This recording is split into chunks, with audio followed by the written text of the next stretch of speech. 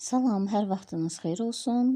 Deməli, toplu 2023-cü il və mövzularımızın izahı davam etməkdədir və bu dəfəki mövzumuzu məhz mövzulararası əlaqə heyvanlar aləminin inkişafı mövzusunu seçmişəm və başlayaq sualların izahına. Başlayaq birinci sualdan. Deməli, birinci sual qan damar sistemi qapalı deyil. A variantında soxulcanda qapalı qan damar sistemidir. Həlqəvi qurdlar ümumilikdə qan damar sistemi qapalı olması iki tip üçün xarakterikdir. Bunlardan biri həlqəvi qurdlar, biri isə xordallardır. Açıq qan damar sistemi isə molluskalar, boğmayağlılar və dərsi tikanlılar üçün xarakterikdir. Və burada da deməli, qapalı qan damar sistemi soxulcan həlqəvi qurdlu qapalı qan damar sistemidir. Neştərçə xordallara aid qapalı qan damardır. Göl qurbağası xordallıdır, qapalıdır. Çayxanası balıqlar sinifi və qapalı qan damar sisteminə malikdir, xordallara aiddir. Göl ilbizin isə molluskalar tipinə aiddir və açıq qan damar sisteminə malikdir. Yenə də eyni sual təkrarlanır burada da və bu tipli sualları məhz bu tipləri, daha doğrusu bu tipli suallarda tipləri hansı qan damar sisteminə malikdir olmasını əzbərləməklə təyin etmək olar. Burada da yenə müəyyən edə bilərik ki, anadonta, göl ilbizi deməli aiddir molluskalar tipi. Bunlar açıq qan damar sistemidir. May böcək boğmayağlılar tipi açıq qan damar sistemi, arı boğmayağlılar tipi açıq qan damar sistemi və soxulcan həlqəvi qurdlar qapalı qan damar sisteminə malikdir. Deməli, üçüncü sual səpkili yatalağı yayır. Deməli, xəstəliklərin bir törədiciləri var, bir də onları daşıyan var. Yəni, ya heyvanlar, ya insanlar, canlılar arasında yayan nümayəndə kimi götürsək, səpkili yatalağı da məhz deməli bitlər yayır. Demək, dördüncü sual. Dəri vəzlərindən yalnız biri inkişaf etmiş onurğalı heyvan hansıdır?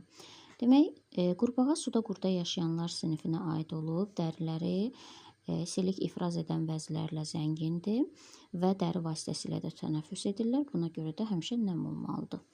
Kərtənkələ sürünənlər sinifinə aid olub, sürünənlər sinifi heç bir dəri vəzisinə malik deyirlər, tamamilə quru heyvanlarıdırlar. Və göyərçin quşlar sinifinə aiddir. Quşlar sinifi yalnız dəri vəzlərindən birinə malikdirlər. Bu da büzdün vəzsidir ki, yağ ifraz edir. Dovşan və it isə ikisi də məməlilər sinifinə aid olub. Ən çox deməli dəri vəzlərinin müxtəlifliyinə malik olan, bax burada müxtəliflik dedim, burada isə dəri vəzlərinin bir tipdə olsa da çoxludur, amma məməlilərdə isə növ müxtəlifliyi daha çoxdur. Burada var süd vəzləri, tər vəzləri, iy vəzləri və piy vəzləri. 5-ci sualda düşüncəli fəaliyyətin ali inkişaf formasına təfəkkürə malikdirlər. Bildiyimiz üzrə təfəkkürə malik olan yeganə varlıq məhz insandır.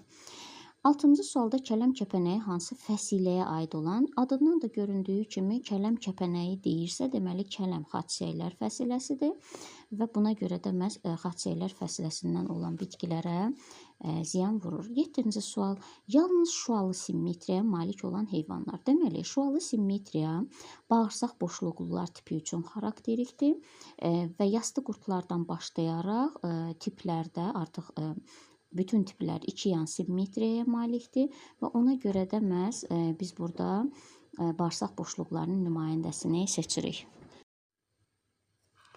8-ci sualda məməli heyvanlarda hansı reflekslərin qövsləri məhz deməli, daha doğrusu mütləq baş beynin böyük yarımkürələr qabığından keçir. Deməli, hansı reflekslərin qövsləri beyin yarımkürələri deyirsə, deməli burada şərti reflekslər olacaq. şərti reflekslərin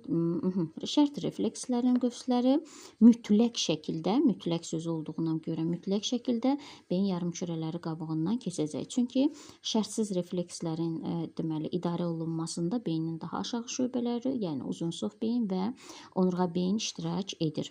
9-cu sualda isə göyərçin və kərtənkələ üçün oxşar əlamət hansıdır? Oxşar əlamət deyirsə, baxaq ön ətrafların quruluşunu eyniləyi. Göyərçində ön ətraflar qanda, ön ətraflar qanada göyərçində çevrilir. Sabit bədən temperaturu göyərçin istiqanlı heyvanlara aiddir, sabit bədəndir və kərtənkələdə isə deməli soyuqqanlı olduğundan bədən temperaturu sabit deyil. Ürəyinin quruluşunun eyniliyi 4 kameralı və 3 kameralı ürək. Hər bir ətrafda barmaqların eyniliyi burada ön ətraflarında 3 barmaq, arxa ətraflarında, aşağıda, arxa ətraflarında 4 barmaq. Kərtənkələdə isə bütün ətrafları, daha doğrusu ətraflar 5 barmaqlıdır. 3 göz qapağının olması isə quşlar, sürünənlər üçün xarakterikdir və ortaq cəhət də məhz Y variantıdır. Ürəyi 4 kameralı olan təbii ki, bunların içərisində timsahdır. Bunu sürünənlər bölməsində də qeyd etmişdim ki, deməli sürünənlər içərisində timsah fərqli olaraq 4 kameralı ürəyə malikdir. Növbəti sualımız isə ilk dəfə olaraq qarın sinir zənciri və qapalı qan-damar sistemi əmələ gəlmişdir deyir. Deməli 11-ci sualda qapalı qan-damar sistemi əmələ gəlmişdi ilk dəfə olaraq harda?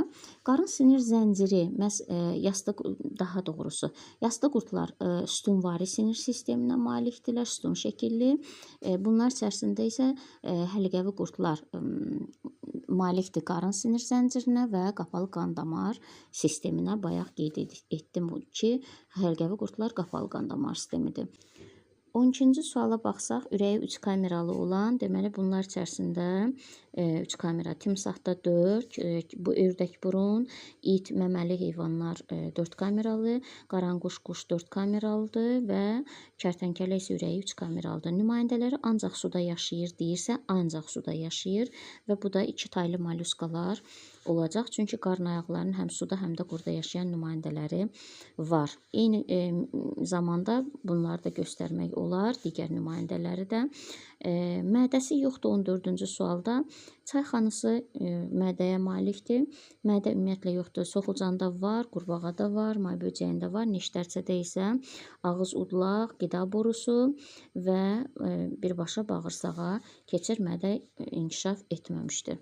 15-ci sual iki tərəfli simmetriya malik heyvan olmayan, daha doğrusu bayaq şualı simmetriyanı soruşurdu. Burada da iki tərəfli deyirsə, demək biz bu zaman soxulcan və axplanarini götürürük. Burada bir hüceyrəliləri çıxmaq şərti ilə bayaq dedim ki, bağırsaq boşluqlarda şualı simmetriya formalaşmışdı. Əmələ gəlib və iki yan simmetriya isə məhz yastı qurdlardan başlayaraq digər sinif tip heyvanlarda deməli tip heyvanlar üçün xarakterikdir. 16-cı sualda təkamül prosesində istilik tənzimi qabiliyyəti yaranmışdı.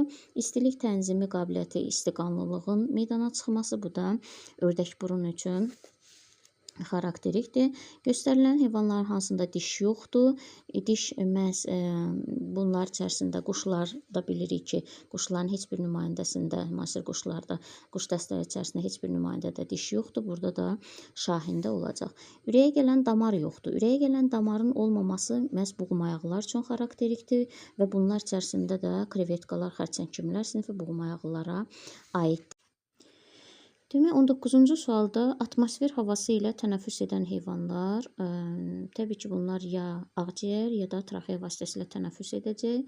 Dəniz xanısı balıqlar qəlsəmə ilə tənəffüs, ona görə bu variant çıxırıq. Kenguru, kərtənkələ, göl ilbizi, bunlar ağciyərlərlə tənəffüs etdiyi halda nereid, deməli, suyun içərisində dəri vasitəsilə suda əl olmuş oksigenlə nəfəs alır. C variantında bəbir, tülkü, köstəbək, bunlar ağciyərlərlə tənəffüs edir, yəni məməlilər sinifinə aid ağciyərlə tənəffüs. Anadonta isə deməli suda yaşayan və qəlsəmələrlə tənəffüs edən iki taylı molluskalara aiddir. D variantımızda isə göy balina, delfin, kaşalot suda yaşamalarına baxmayaraq məməlilər sinifinə aiddir və bunlar ağciyərlər vasitəsilə tənəffüs edir. Göl ilbizi də mollyuskaların ağciyərlə tənəffüs edən nümayəndəsidir. Və növbəti sualımız isə 20-ci sual. Qidanın ilk həzm prosesi bədəndən kənarda gedir. Bədəndən kənarda gedirsə, deməli biz bunu hörümçək demişdik ki, hörümçəklər deməli sıyıq şəklində qidanı qəbul edir və buna görə də onların mədəsi zəif inkişaf eləyib və bağırsaq, ön bağırsaq mədə rolunu oynayır. Və 21-ci sual. Tənəffüs prosesi ağciyər kisəsində və traxeyada gedir. Burada gördüyümüz üzrə ağciyər kisə və traxeya iki cür tənəffüs deməli orqanı göstərilib. Bu da xaçlı hörümçək üçün xarakterikdir və növbəti sualımız deməli 22-ci sual. 22-ci sualda nə göstərilir? Dərəzələ kisəsi var. Dərəzələ kisəsi var deyirsə, demək bu anlayış dərəzələ hüceyrəsi, dərəzələ kisəsi və bədənin ayrı-ayrı hissələrinə gedən əzələ dəstələri deyiriksə, demək burada kisəni soruşur. Demək dərəzələ hüceyrəsi bağırsaq boşluqlar üçün, dərəzələ kisəsi isə qurdular üçün xarakterikdir. Burada da biz görürük ki, C variantında yastı və sap qurdlar deməli tipləri var və bunlar üçün də dərəzələ kisəsi xarakterikdir. 23-cü sualda ürək 2 kameralıdır. 2 kameralı olan bunlar içərisində baxsaq neştərcədə ürək yoxdur. Kərtənkələ, qurbağa 3 kameralıdır. Göyərçin 4 kameralı, balıqda isə ürək 2 kameralıdır. Və 24-cü sual körpücük sümükləri aşağı ucları ilə bir-biri ilə birləşir deyirsə, deməli bu yalnız və yalnız quşlar üçün xarakterikdir və cavabımız da məhz D variantıdır. Və 25-ci sualda kloaka yoxdur.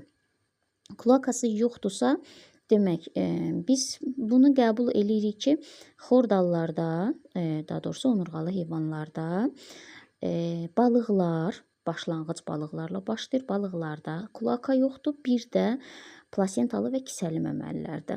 Yəni ardıcıl sıralama öyrəndiyimiz balıqlar, suda qurda yaşayanlar, sürünənlər, quşlar və məməlilər. Bir başlanğıcı çıxmaq şərti ilə balıqları, bir də son plasentalıları çıxmaq şərti ilə yəni ardıcıllıqda hansı heyvanları sayırıqsa onlarda kloaka olacaq. İndi olmayacaq deyirsə, demək bizdə də burada variant olaraq çəki var, C variantı götürürük. 26-cı sualda isə sürünənlərdə eşitmə orqanının hansı hissəsi yoxdur? Deməli, eşitmə orqanında təbil pərdəsi, yəni orta qulaqda təbil pərdəsi suda qurda yaşayanlarda yaranır. Və eşitmə sümükləri orta qulaqdadır. Daxili qulaq balıqlarda da var idi, sürünənlərdə də suda qurda yaşayan. Yəni balıqlardan başlayaraq məməlilər daxil olmaqla hamısında var daxili qulaq. Orta qulaqda da təbil pərdəsi olduğuna görə, yəni bununla əlaqəlidir. Və qulaq seyvanı isə yalnız və yalnız məməllərə məxsusdur. Ona görə də C variantını qəbul edirik.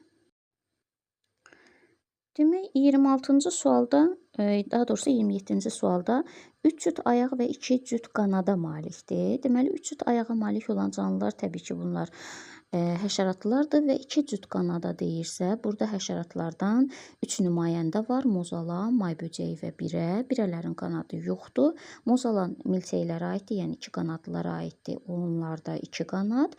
May böcəyi isə böcəklər, yəni sərt qanadlılarda 4 dənə, yəni 2 cüt qanada malikdirlər. Cavabımız da məhz B variantı olacaq. 28-ci sual. Həyat fəaliyyəti prosesində ultrasəsdən istifadə edənlər, yarasalar və bir də deməli delfinlərdir. Bunlardan da yarasa cavabımız var burada. 29-cu sual. Yumurtalığın sayı toxumluqdan çox olan heyvanlar. Planaridə yumurtalıqların sayı 2, toxumluqların sayı çoxdur. Burada bizdə sualda isə yumurtalıq toxumluqdan çoxdur deyir. Göyərçin də, yəni quşlarda 1 yumurtalıq 2 toxumluqdur. Askaritdə 2 yumurtalıq 1 toxumluq. Yəni dişi fərdində 2 yumurtalıq, erkək fərdində 1 toxumluq var. Elə məhz də cavabımız C variantı olacaq. Təkamül prosesi 30-cu sual və təkamül prosesində ilk dəfə olaraq orta qulaq əmələ gələn məhz olacaq. Suda qurda yaşayanlar, təbil pərdəsi, orta qulaqda təbil pərdəsi yaranır. A variantı.